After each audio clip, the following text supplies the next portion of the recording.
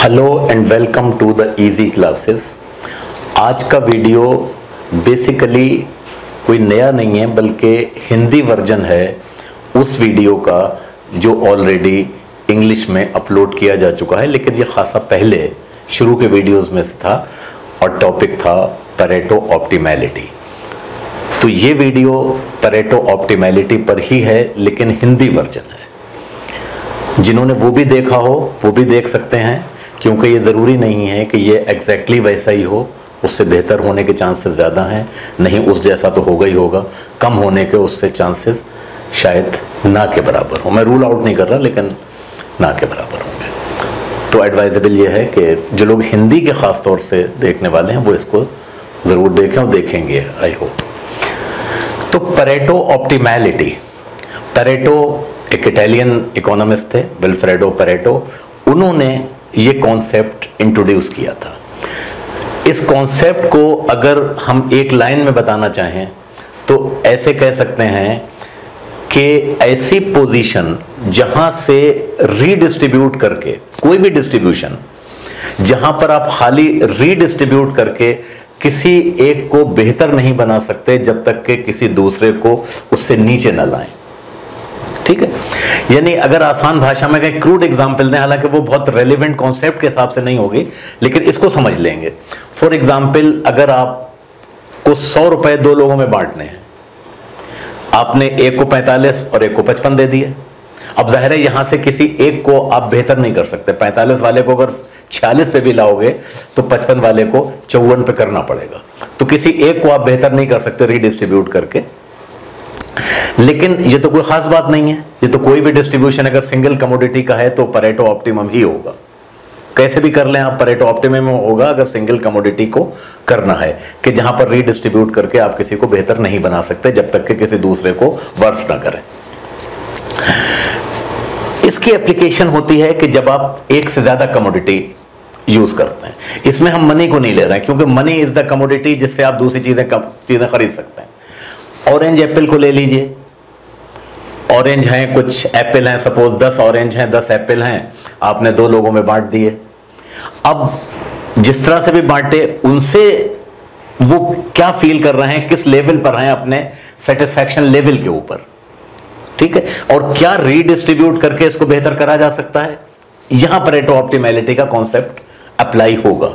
Economics में किस तरह से अप्लाई करेंगे उसको अब हम देखने जा रहे हैं। तो परेटो ऑप्टिमैलिटी एक वेलफेयर को मेजर करने का भी एक क्राइटेरिया है कि जो करंट स्टेट ऑफ वेलफेयर है, जो भी सोसाइटी का जितना कंज्यूम कर रही है, जितना प्रोड्यूस कर रही है, वो ऑप्टिमम है कि नहीं, डिजायरेबल है कि नहीं, ये इसकी बात नहीं कर रहे हैं। ये जरूरी नहीं है कि जो डिस्ट्रीब्यूशन ऑप्टिमम हो वो सोशली डिजायरेबल भी हो, इसके ऊपर भी मैं बात करूंगा। तो पहले परेटो ऑप्टिमम को डिस्कस कर लें। कॉन्सेप्ट मैंने बता दिया। अब इनमें दो तीन कॉन्सेप्ट यूज होंगे।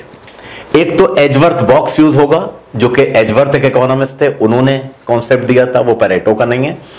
इंडिफरेंस कर्व का यूज करेंगे, आइसोकॉर्न का यूज करेंगे, और प्रोडक्शन पॉसिबिलिटी थ्योरी, इन तीन चीजों को यूज करेंगे इसमें। तो क्लैरिटी होगी कि परेटो ऑप्टिमम की एप्लीकेशन कैसे होती है वेलफेयर को मेजर करने के लिए। अब और या कि एलोकेशन जो है ये ऑप्टिमम है कि नहीं, क्योंकि यहां से घटाया बढ़ाया जा सकता है। अगर यहां से बढ़ाया जा सकता है, इसका मतलब यह है कि आप वेलफेयर बढ़ा सकते हो, वो एलोकेशन जो था वो ऑप्टिमम नहीं था। ठीक है, तो इंडिफरेंस कर्व के ऊपर इसमें वीडियो होगा, उसको आप चाहें तो देख सकते हैं, लेकिन बहुत ही बेसिक्स उसकी मैं दोबारा जस्ट टू रिफ्रेश कि आप इस कॉन्टेक्स्ट में भी उसको समझ लें। Indifference curve,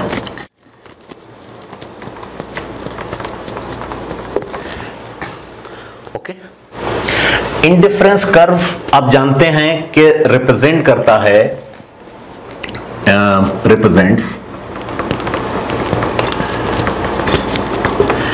A level of, ये हम बता रहे हैं इंडिफरेंस कर्व क्या चीज, represents A level of satisfaction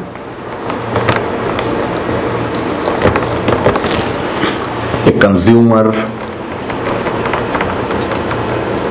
derives from the various combinations of two goods। इसमें जो इंपॉर्टेंट चीज ये है वो ये है ए लेवल ऑफ सेटिस्फैक्शन, यानी एक इंडिफरेंस कर्व, एक लेवल ऑफ सेटिस्फैक्शन को अगर हम यहां पर बनाएं, यहां पर गुड एक्स ले लें और यहां पर गुड वाई को ले लें, तो आपका इंडिफरेंस कर्व जो है वो ये होगा इस तरह से। यानी ये एक सेटिस्फैक्शन लेवल शो कर रहा है, ऑर्डिनल मेजर है, यानी नंबर में नहीं नाप रहा है, किसी मेजर में नाप रहा है, बता रहा है कि ये हमारा सेटिस्फैक्शन लेवल है, एक आइडिया है कंज्यूमर के दिमाग में। अगर हायर इंडिफरेंस कर्व होगा तो वो हायर लेवल ऑफ सेटिस्फैक्शन होगा, इसलिए इसको ऑर्डिनल कहते हैं, क्योंकि ऑर्डरिंग कर।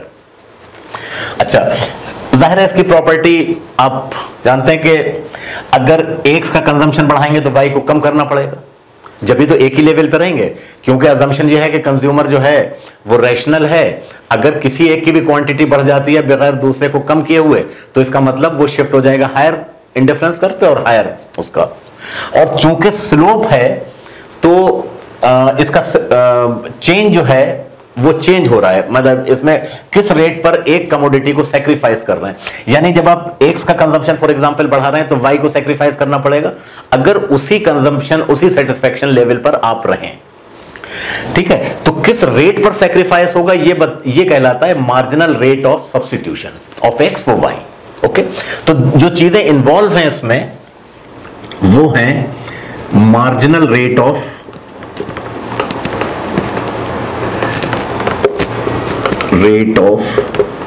substitution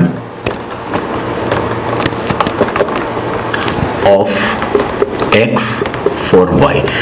x और y जो है गुड्स है, तो marginal rate of substitution of x for y आपको क्या बता रहा है कि जैसे जैसे आप किसी भी कमोडिटीज का, इसमें सपोज x को ले लीजिए, सब x का अगर कंजम्पशन बढ़ाएंगे तो y का कंजम्पशन डिक्लाइन करना पड़ेगा, मतलब कम करना पड़ेगा। किस रेट पर आप उसको कम करेंगे ये कहलाती है marginal significance of X in terms of Y.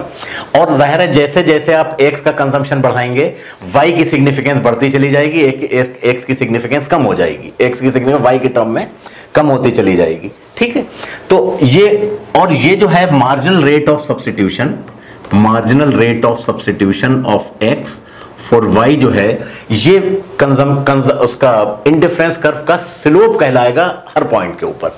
यानी इस पॉइंट के ऊपर कुछ स्लोप होगा, इस पॉइंट के ऊपर कुछ होगा, इस पॉइंट पर कुछ होगा। तो ये चीजें आपको याद रखनी है, क्योंकि कर्व है तो दायरा स्लोप चेंज हो रहा है। और चूंकि मैं कह रहा हूं कि marginal significance of X in terms of Y decline करती चली जाएगी, तो इसका मतलब ये स्लोप तो चेंज होना ही होना है, राइट। तो इतना तो इसके लिए काफी। और उसकी इंडिफरेंस कर्व की प्रॉपर्टीज तो आप जानते हैं कि स्लोपिंग डाउनवर्ड होगा, convex to the origin. Convex to the origin सिर्फ इस वजह से होगा कि marginal significance of X in terms of Y will be declining as you consume more and more of this product, क्योंकि मार्जिनल यूटिलिटी डिक्लाइन करती है ना, तो law of diminishing marginal utility यहां भी इन्वॉल्व है, जो कि अपरेंटली नजर नहीं आ रही है। ठीक है, तो इतना तो इंडिफरेंस कर्व के बारे में। और दो इंडिफरेंस कर्व इंटरसेक्ट नहीं करेंगे। Higher indifference curve higher level of satisfaction को रिप्रेजेंट करेगा, लोअर इंडिफरेंस कर्व जो है वो लोअर इंडिफरेंस कर्व को शो, लोअर सेटिस्फैक्शन लेवल को शो करेगा। Higher level of satisfaction, lower level of satisfaction. तो ये तो इंडिफरेंस कर्व के बारे में हो गया। अच्छा, यही चीज अप्लाई होती है आइसोक्वांट के ऊपर। एक तो चीज मैंने इंडिफरेंस कर्व बताई थी जिसका इन्वॉल्वमेंट है, दूसरी चीज है isoquant.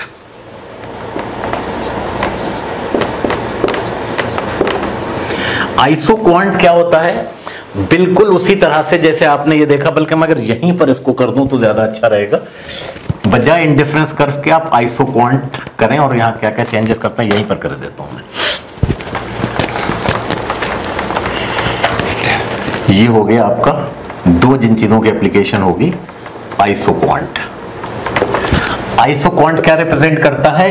A level of output instead of satisfaction, a level of output derives, a producer derives, or a firm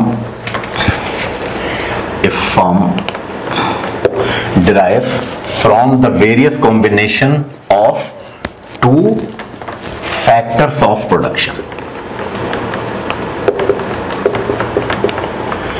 तो ये आपका बन गया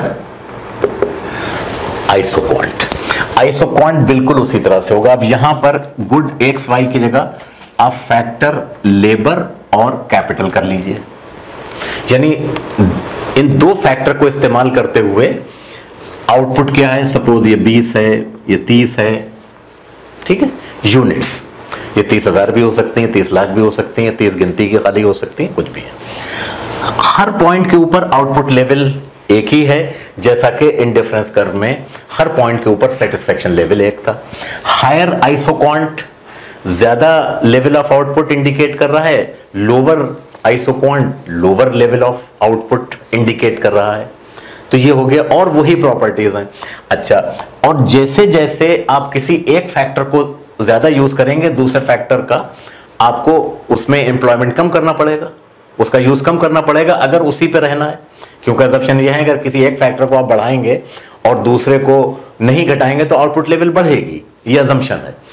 तो एक को बढ़ाने के लिए दूसरे को कम करना पड़ेगा। तो हर किस रेट पर यह कम होगा, यह कहलाता है मार्जिनल रेट ऑफ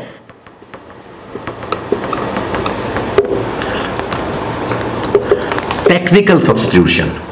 क्योंकि इनपुट्स को जब आप कंबाइन करते हैं तो उसमें टेक्नोलॉजी इन्वॉल्व होती है। Technical substitution of L for K, that is of labour for capital. और जाहिर है कि जिस फैक्टर को आप ज्यादा यूज करेंगे उसकी सिग्निफिकेंस दूसरे के टर्म में कम होती चली जाएगी। उसकी वजह एप्लीकेशन है law of diminishing marginal productivity की। जैसे जिस फैक्टर को आप ज्यादा अप्लाई करते हैं दूसरे, उसकी मार्जिनल प्रोडक्टिविटी जो है वो डिक्लाइन करती चली जाती है। ये law of diminishing marginal productivity. वहां पर आप law of diminishing marginal utility की एप्लीकेशन है, यहां पर law of diminishing marginal productivity की डेफिनेशन। तो एक हम आइसोक्वांट को यूज करेंगे जब वेलफेयर को मेजर करेंगे परेटो ऑप्टिमैलिटी के हिसाब से। और ये बेसिकली एक जनरल वेलफेयर का ही और ये जनरल इक्विलिब्रियम का ही एक तरह से वो होगा एस्पेक्ट। ओके, अच्छा, अब तीसरी चीज जो करनी है वो करनी है हमें, जो इस्तेमाल करनी है वो है प्रोडक्शन पॉसिबिलिटी कर्व। तो इसके लिए मैं इसको पूरा इरेज करना पड़ेगा, तो मैं इरेज कर देता हूं। तो तीसरा कॉन्सेप्ट जो हम यूज कर रहे हैं इसमें वो है प्रोडक्शन पॉसिबिलिटी कर्व। इसको प्रोडक्शन पॉसिबिलिटी फ्रंटियर भी कहते हैं, प्रोडक्शन पॉसिबिलिटी बाउंड्री भी कहते हैं, और क्यों कहते हैं वो मैं भी बताता हूं। सपोज एक इकोनॉमी है जिसके पास प्रोडक्टिव रिसोर्सेज हैं, यानी लेबर कैपिटल, जो भी प्रोडक्टिव रिसोर्सेज हैं, अगर वो अपनी सारी रिसोर्सेज को सिर्फ एक चीज की प्रोडक्शन में लगाए, सपोज वाई की, Y could be any XYZ thing, मेज कुर्सी आप कुछ भी कह लें, तो वो इतनी चीज प्रोड्यूस कर सकती है, ठीक है। यानी OY1 लेवल ऑफ आउटपुट वो प्रोड्यूस कर लेगी, जबकि X को वो प्रोड्यूस नहीं कर रही बिल्कुल भी, 0X। और अगर वही सारी रिसोर्सेज जो है वो X में लगा दें तो OX1 प्रोड्यूस करेगी, OY1 की आउटपुट 0 होगी। तो इकोनॉमी के पास क्या ऑप्शन है कि या तो वो OY1 आउटपुट प्रोड्यूस करे with zero output of X, ये X और Y गुड्स हैं, या OX1 amount of X produce करे विद 0 अमाउंट ऑफ Y, या इन दोनों का कॉम्बिनेशन। तो कॉम्बिनेशन जो है वो अगर इन दोनों को एक कॉनकेव कर्व से ज्वाइन कर दें तो ये बन जाता है प्रोडक्शन पॉसिबिलिटी कर्व, या प्रोडक्शन पॉसिबिलिटी फ्रंटियर, या प्रोडक्शन पॉसिबिलिटी बाउंड्री। अच्छा, ये कॉनकेव क्यों होता है, उसकी भी वही वजह है कि जैसे जैसे एक कमोडिटी की प्रोडक्शन ज्यादा बढ़ाएंगे आपको दूसरे आउटपुट को ज्यादा सैक्रिफाइस करना होगा। ओके, अच्छा, ये क्या इंडिकेट करता है कि मैक्सिमम जो है वो इकोनॉमी इतना प्रोड्यूस कर सकती है, जो इकोनॉमी प्रोड्यूस कर सकती है वो मैक्सिमम इतना कर सकती है, किसी भी पॉइंट के वो चूज कर सकती है। यानी कोई भी पॉइंट हो, फॉर एग्जांपल ये पॉइंट है तो क्या इंडिकेट कर रहा है कि इतना X और इतना Y।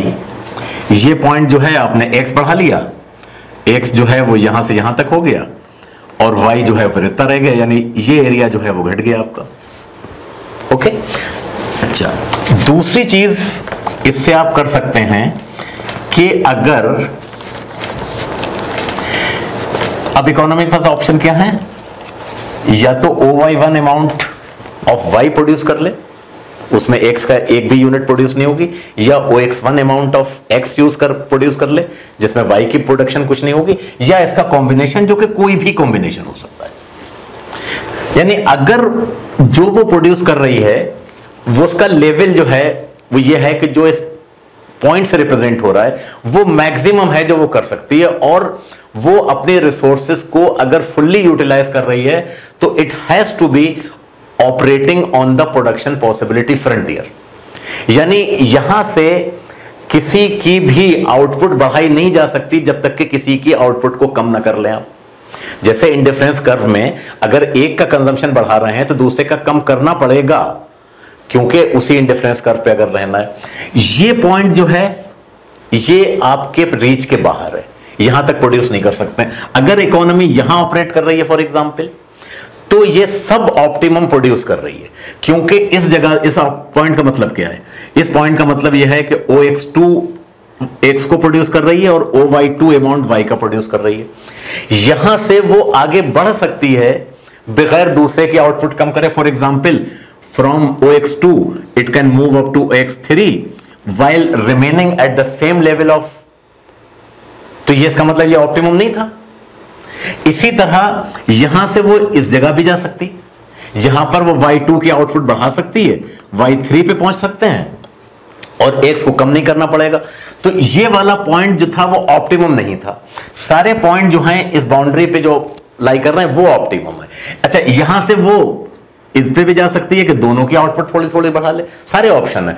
तो इसका मतलब यह है कि कोई भी पॉइंट जो है वो बाउंड्री के अंदर ऑप्टिमम नहीं है, बाउंड्री पे ऑप्टिमम है, बाउंड्री के बाहर रीचेबल ही नहीं है। तो ये कॉन्सेप्ट आप याद रखिए, इनका इस्तेमाल होगा। अब इसको मैं इरेज कर देता हूं। और तीसरा हम कॉन्सेप्ट यूज करेंगे एजवर्थ बॉक्स का, तो वो तो मैं जैसे जैसे करूंगा उसी में आ जाएगा। अब इस बैकग्राउंड के साथ हम आते हैं कि इकोनॉमी जो है वो ऑप्टिमली परफॉर्म कर रही है कि नहीं कर रही है, यानी वेलफेयर जो है वो ऑप्टिमम है इकोनॉमी का कि नहीं है, या वहां से बढ़ाया जा सकता है within the same resources. Okay, welfare बढ़ने का मतलब ये है कि producers consumers are driving more satisfaction, producers are producing more with the same resources. तो ये सारी चीजें, और उन्हीं आउटपुट का, उन्हीं गुड्स का सेम करेक्ट कॉम्बिनेशन प्रोड्यूस हो रहा है जो कि कंज्यूमर चाहते हैं। यानी फर्म जितना कंज्यूमर गुड एक्स और गुड वाई को चाह रहे हैं उतना ही economy good X good Y को प्रोड्यूस कर रही है, यानी फर्म्स जो हैं। तो ये सारी चीजें हम मेजर करेंगे अब 3 क्राइटेरिया से।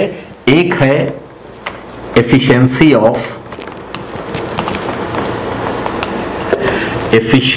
Of the distribution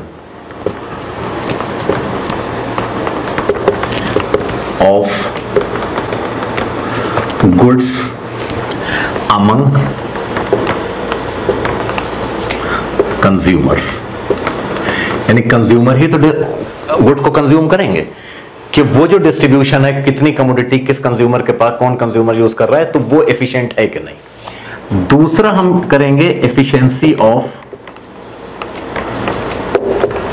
factors of production, क्योंकि इन गुड्स को जो प्रोड्यूस कंज्यूमर तो वो कंज्यूम करेंगे ना जो इकोनॉमी प्रोड्यूस करेगी। तो क्या उन गुड्स को प्रोड्यूस करने के लिए फैक्टर्स ऑफ प्रोडक्शन जो है फर्म्स के पास एफिशिएंटली एलोकेटेड हैं कि नहीं। तो factors of production allocated, efficiency of factors of production allocation, बल्कि एलोकेशन को यहां पर लिख दूं, efficiency of the allocation of factors of production among firms। और तीसरी आप कहेंगे efficiency of the combination of goods produced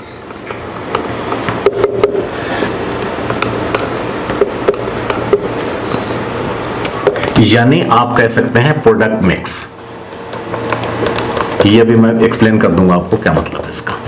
तो एक तो कि डिस्ट्रीब्यूशन कंज्यूमर में ऑप्टिमम है, दूसरा फैक्टर्स ऑफ प्रोडक्शन जो है वो फर्म्स में जो लोकेट हुए हैं वो ऑप्टिमम है, और तीसरा कि उतनी ही गुड्स फर्म्स प्रोड्यूस कर रही हैं, एक्स और वाई जितना कंज्यूमर चाह रहे हैं।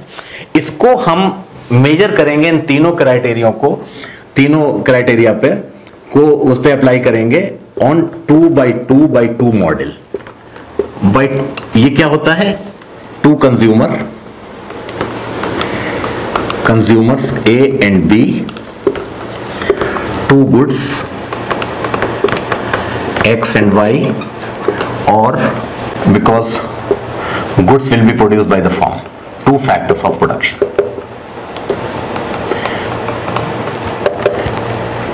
L and K, labor and capital, right? तो दो कंज्यूमर हैं A and B, दो गुड्स हैं X और Y, और दो फैक्टर्स ऑफ प्रोडक्शन हैं land and labour and capital, sorry.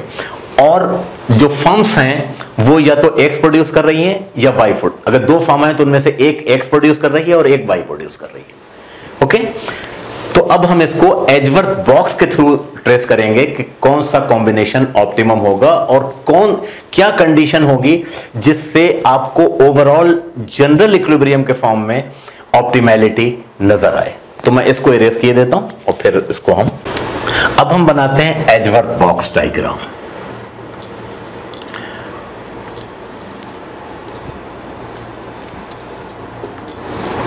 ये एजवर्थ बॉक्स डायग्राम है जहां पर हम दो कंज्यूमर का सेटिस्फेक्शन लेवल मेजर करेंगे इंडिफरेंस कर्व के थ्रू। ये कंज्यूमर A है और ये कंज्यूमर B है, यानी ये इन्वर्टेड कर्व है, यानी आप इसको ऐसे करके घुमा लें तो फिर को उसी तरह का बन जाएगा ये।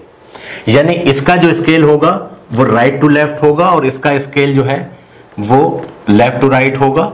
यहां इनका स्केल राइट और इनका स्केल इस तरह से होगा। तो इसको अब हम मिसाल के तौर पे A का जो कंजम्पशन सॉरी सेटिस्फेक्शन लेवल है फ्रॉम द गुड X, और यहां पर आप गुड Y को मेजर कर लें तो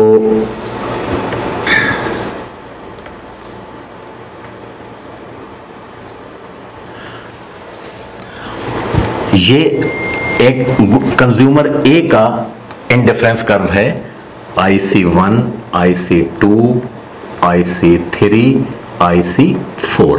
जाहिर है कि 4 इंडिफरेंस कर्व जो IC4 जो है वो highest level of satisfaction level है कंज्यूमर A के लिए from these two goods X and Y।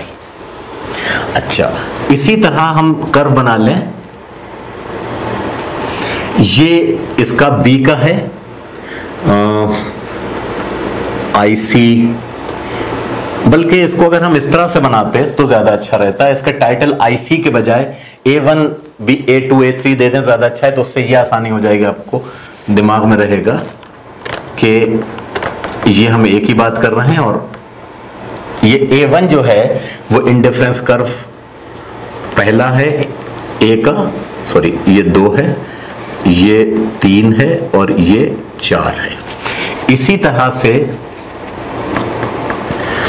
B का पहला इंडिफरेंस कर्व ये है, दूसरा B2 है जो आपका ये इट हैज, मतलब आप इस तरह से बनाइएगा जैसे टच करें, तो ये B2 है और तीसरा जो है वो B3 है और चौथा जो है वो B4 है। तो B1, B2, B3, B4 जो हैं वो कंज्यूमर B के इंडिफरेंस कर्व्स हैं जो सेटिस्फेक्शन लेवल शो कर रहे हैं फ्रॉम द टू गुड्स। जाहिर है B के लिए हाईएस्ट B4 है क्योंकि आप उधर से मेजर कर रहे हैं, A के लिए हाईएस्ट है A4 क्योंकि आप इधर से मेजर कर रहे हैं, गुड्स वही हैं X और Y। अच्छा, अगर कोई पॉइंट लें, फॉर एग्जांपल अगर ये पॉइंट लें तो ये total availability of X and Y आपको दिख रही है। यानी अगर यहां से आप एक हल्की सी लाइन यहां तक बना ले, मैं बना नहीं रहा वरना डायग्राम गड़बड़ हो जाएगा, तो इसका मतलब ये है कि इतना X जो है यहां पर कंज्यूमर A कंज्यूम कर रहा है और वेस्ट जो है क्योंकि उससे टच कर रहा है यहां पर कंज्यूमर बी के इंडिफरेंस कर्व से, तो यानी बाकी जो है एक्स की क्वांटिटी जो है वो कंज्यूमर बी कंज्यूम कर रहा है उस लेवल के ऊपर। अब हमारा परेटो ऑप्टिमम क्राइटेरिया जो है वो ये कहता है कि ये डिस्ट्रीब्यूशन ऑप्टिमम है कि नहीं, जहां से किसी भी एक कंज्यूमर को बेहतर ना किया जा सके। बेहतर क्या होगा? इन टर्म्स ऑफ सेटिस्फैक्शन, यानी किसी एक भी कंज्यूमर को ए और बी में से हायर इंडिफरेंस कर्व पे ना पहुंचाया जा सके जब तक के दूसरे को उसके लोअर पे नहीं पहुंचा रहा है। तो अगर हम इन पॉइंट्स को ज्वाइन करते हुए एक ये बना दें लाइन, तो ये कहलाता है हमारा कॉन्ट्रैक्ट कर्व।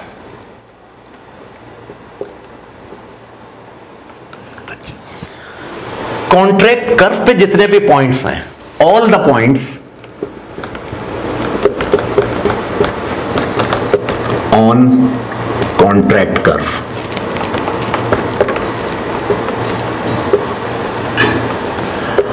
Are optimal.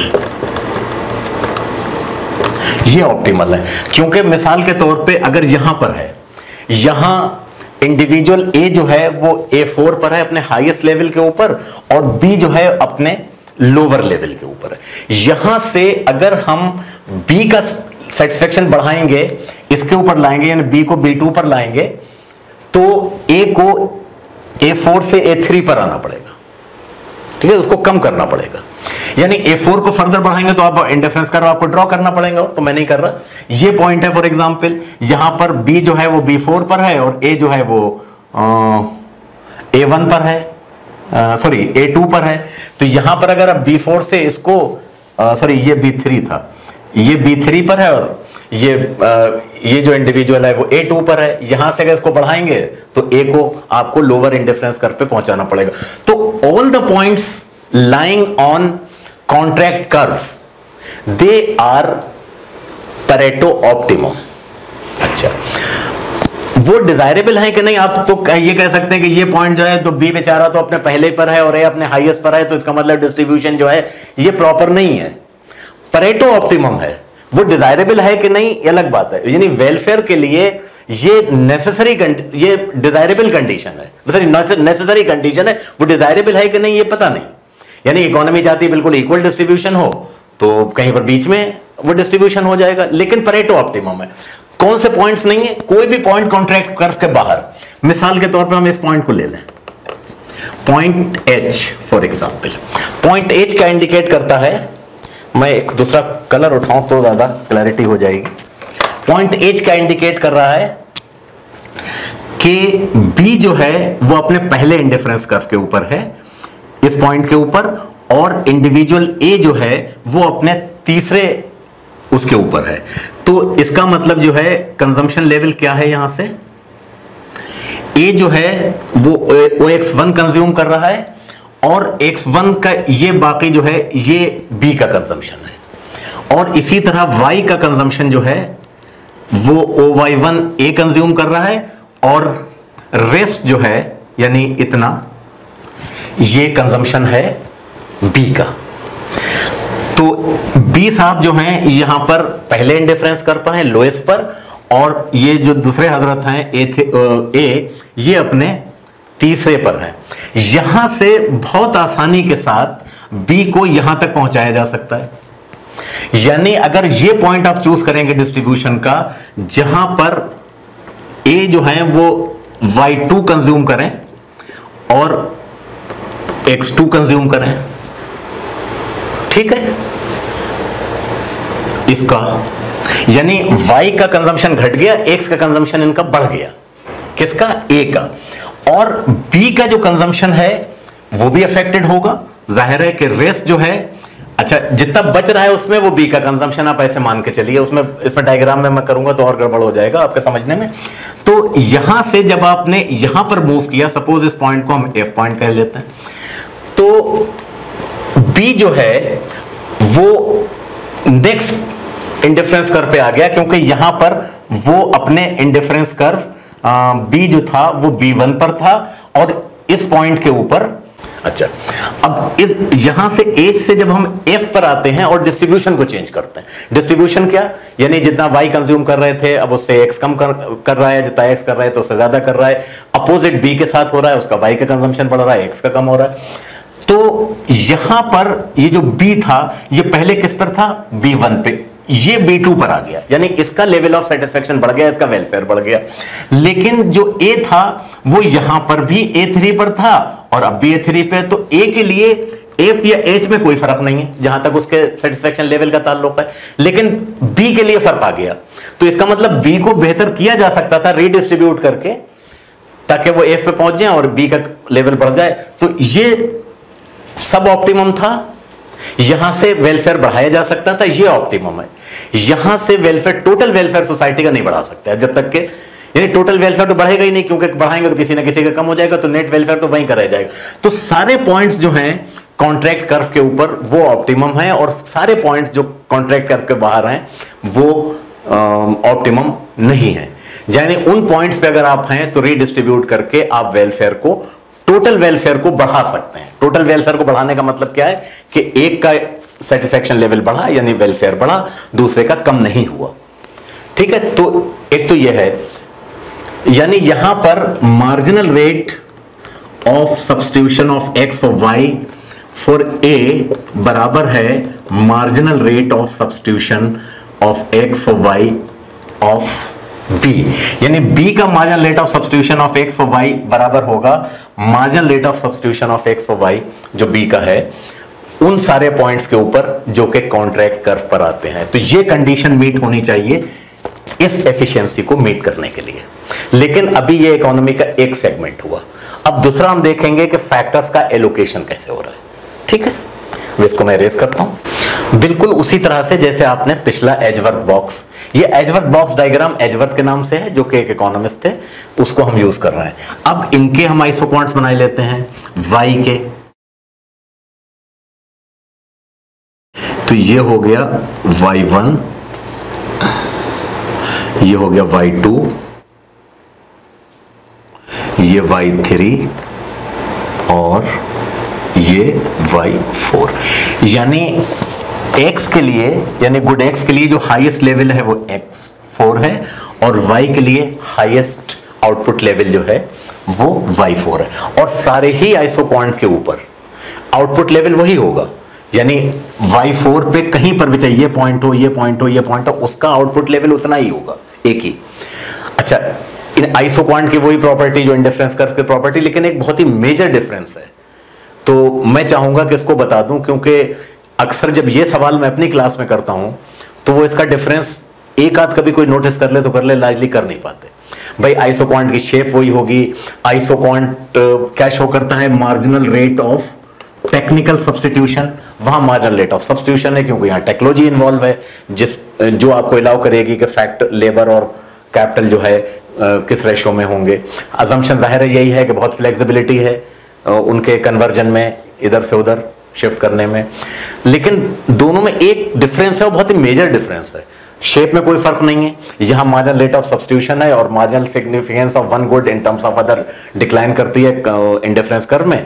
यहां पर marginal rate of output in terms of other, marginal rate of productivity कह लीजिए इन टर्म्स ऑफ अदर, वो डिक्लाइन करती है उस फैक्टर की जिस फैक्टर का आप ज्यादा इस्तेमाल करते हैं। तो यहां भी वो चीज सेम है, वो भी कॉन्वेक्स टू द ओरिजिन है, इंडिफरेंस कर्व आइसोक्वांट भी कन्वेक्स टू द ओरिजिन है।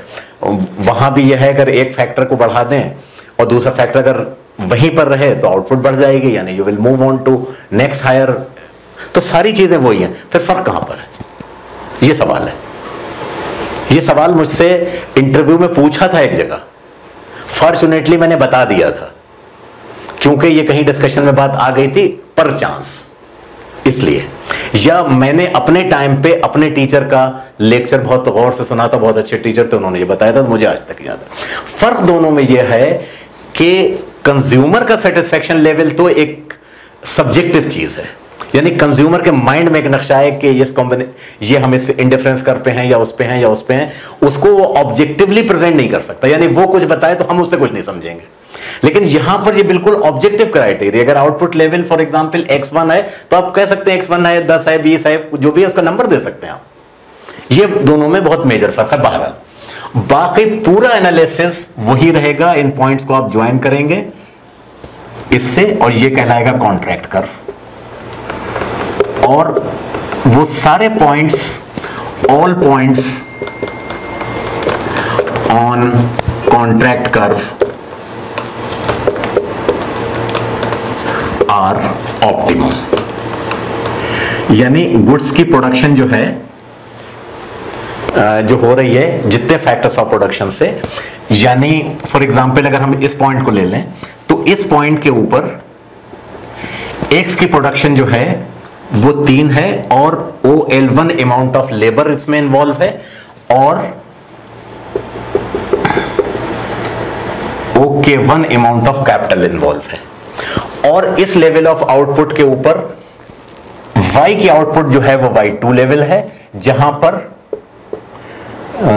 इतना यहां से यहां तक जितना भी है बचा हुआ वो लेबर इन्वॉल्व है, और इसके ऊपर जितना भी बचा हुआ कैपिटल वो इन्वॉल्व उसकी आउटपुट में।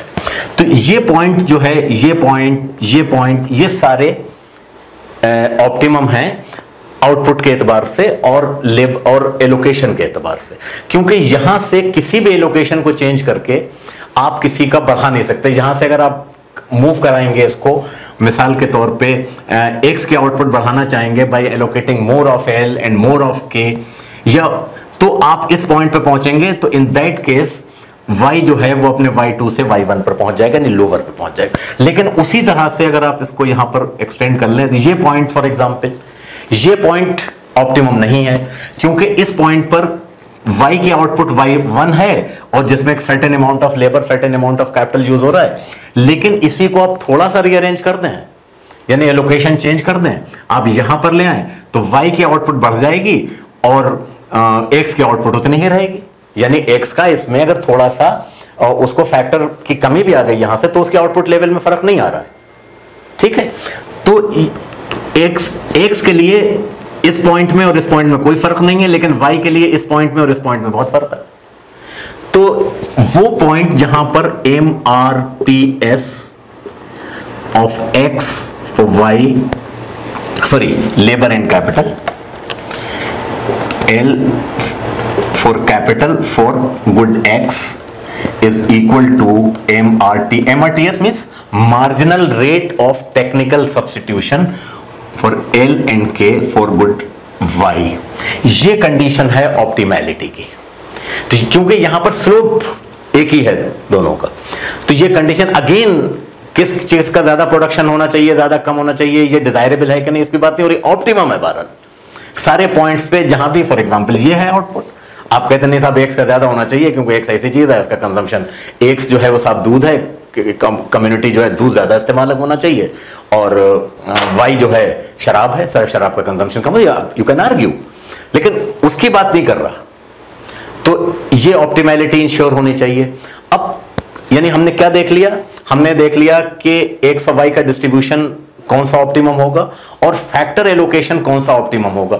अब सवाल यह है कि इस फैक्टर एलोकेशन के साथ जो गुड्स और सर्विसेज बन रही हैं, यानी नॉट सर्विस, गुड्स एक्स और वाई बन रही हैं, वो हैं जो कंज्यूमर चाह रहा है कि नहीं चाह रहा, यानी आउटपुट मिक्स क्या है। तीसरा क्या क्राइटेरिया था, तीसरा क्राइटेरिया था एफिशिएंसी ऑफ प्रोडक्ट मिक्स, यानी एक्स और वाई, जितनी एक्स बन रही है और जितनी वाई बन रही है, जो कंज्यूमर कंज्यूम कर रहे हैं, जो फॉर्म्स, वो ऑप्टिमम है कि नहीं, ये कैसे पता चले कि वो ही बन रही है। इसके लिए हम ये देखेंगे कि मैक्सिमम कितनी प्रोड्यूस हो सकती हैं ये गुड्स, और फिर क्या कंडीशन है। यानी अगर इस तरह से हो, यहां पर क्या है, मार्जिनल रेट ऑफ ट्रांसफॉर्मेशन, यानी अगर मैं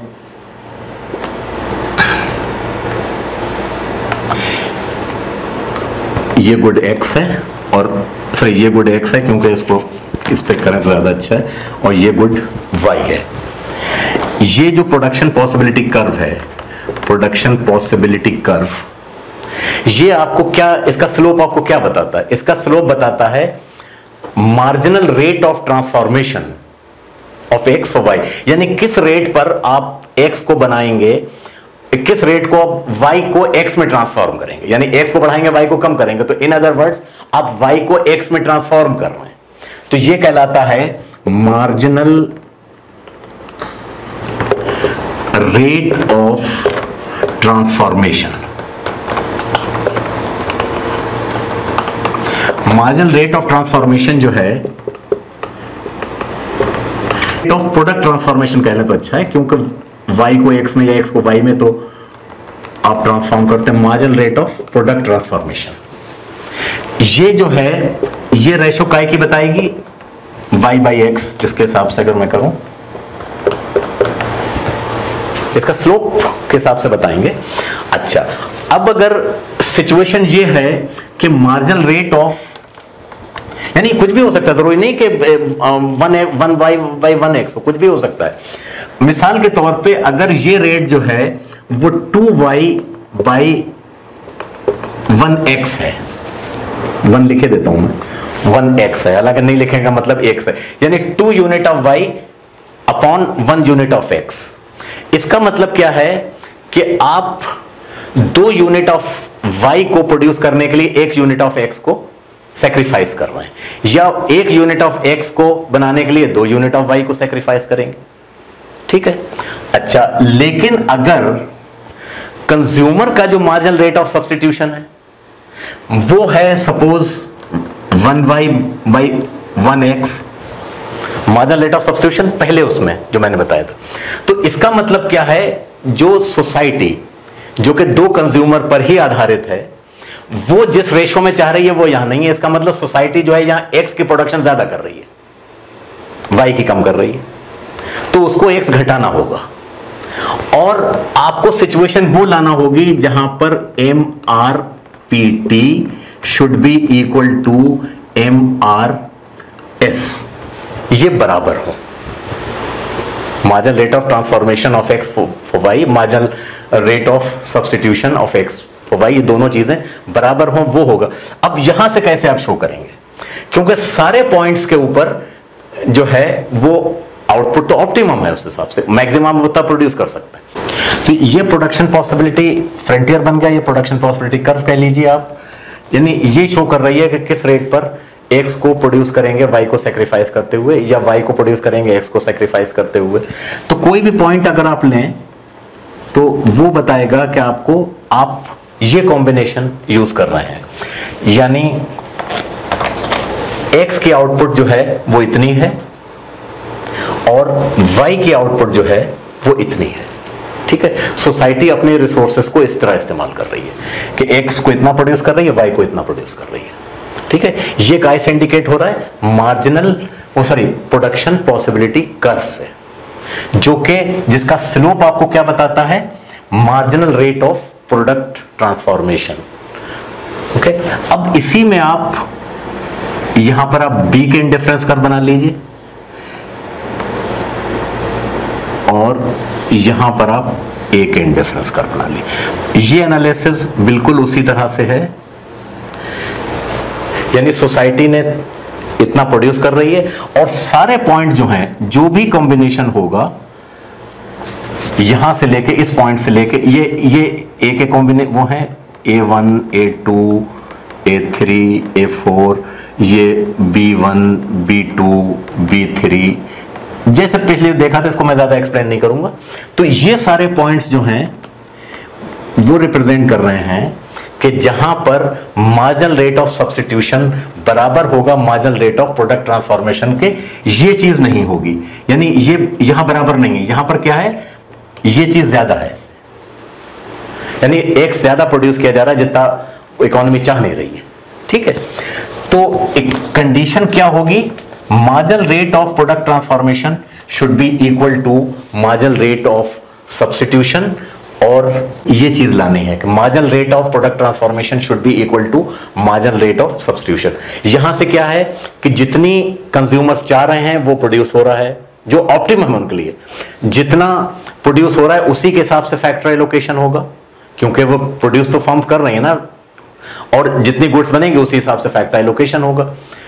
तो ये हमारी ऑप्टिमैलिटी क्राइटेरिया है जो परेटो ने दिया और उसको हमने यूज किया अपने सोशल वेलफेयर को मेजर करने का, क्योंकि सोशल वेलफेयर ऐसा है जिसको आप मेजर किस चीज से करेंगे, यानी सोसाइटी बेहतर हो रही है। सोसाइटी के बेहतर होने का एक क्राइटेरिया ये होता है कि वेलफेयर लेवल बढ़ रहा है।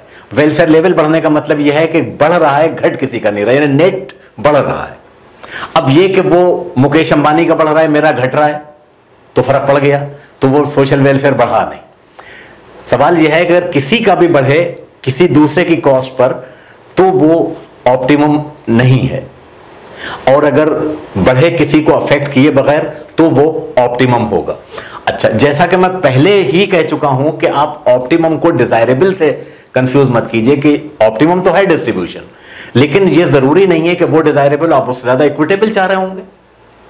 आप चाह रहे होंगे कि बी का और ए का कंजम्पशन जो है रफली बराबर हो, तो उस हिसाब से आप इकोनॉमी की टैक्स पॉलिसी और व्हाटएवर जो भी आप उससे इंश्योर करना चाहें, लेकिन ऑप्टिमैलिटी रिक्वायर्स, जो ऑप्टिमैलिटी की कंडीशन है वो ये है कि marginal rate of substitution of X for Y, एक ए का marginal substitution of X for Y, A का should be equal to marginal rate of substitution of X for Y, B का this should be equal to the marginal rate of product transformation. Okay, all right, so this is Pareto optimality. So guys, thank you very much.